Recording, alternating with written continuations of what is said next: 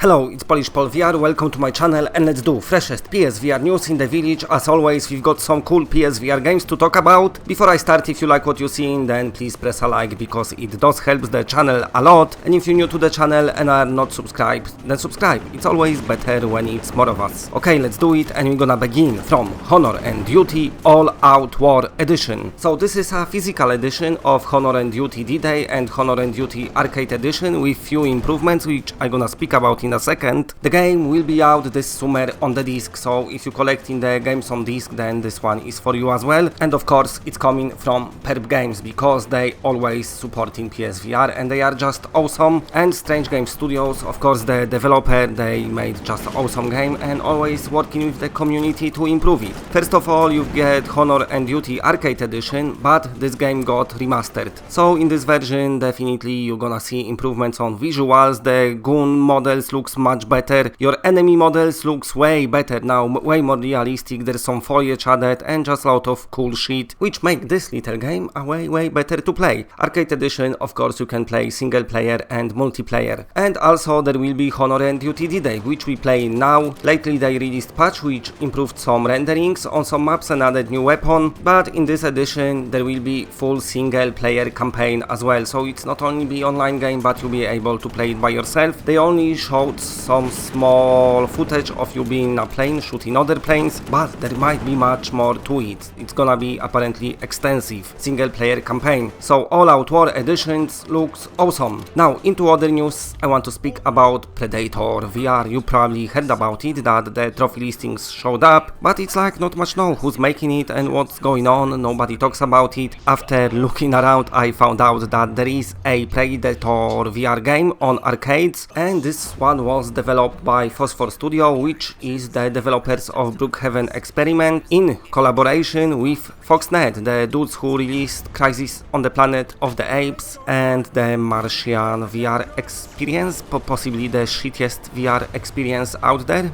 which you should never buy. But anyway, Brookhaven Experiment was great, so it looks like it might be similar kind of wave shooting actions, but also it shows that it's got multiplayer as well. The listing telling us yes, there is multiplayer, so how that's gonna work I don't know. Might be even completely different games from different studio, but all points to this one. If trophies are up, then it means it's just round the corner, maybe month, maybe 2 away, maybe even less, like a week, who knows, we're gonna find out very soon. And now, so another cool news, we're gonna speak about I Expect You to Die. Shell Games teased us that there will be a new content very soon. They put out the message that on Steam there will be a Humble Store sale, whatever it is, and also they said replay the game before the new content arrives. So it looks like this beloved PSVR game, which a lot of us played and died a lot in, gonna get some more new content. It's already had one free update with first class update and now it's getting another one. I always say PSVR devs and VR devs in general, they like to support their games years and years after release, which is awesome. Okay, and into the other news, Immortal Legacy, the JADE CIPHER. Now let's speak about the new patch, which just been submitted to Sony's QA, so if everything goes well, it might be ready soon, and they addressing all the issues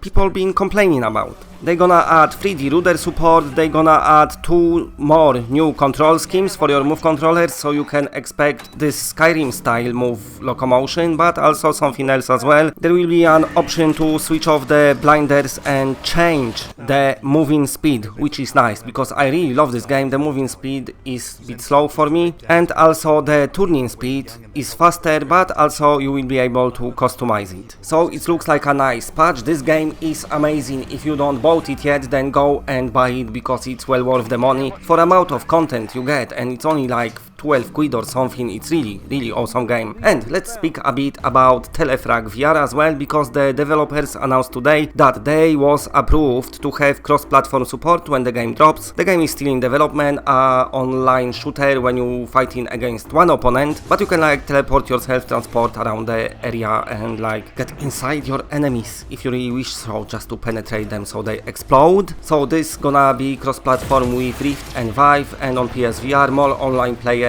in online games is always good. And of course they lately announced that it's gonna have smooth locomotion and 3D ruler support as well, and in general it looks awesome. And that's it, bye.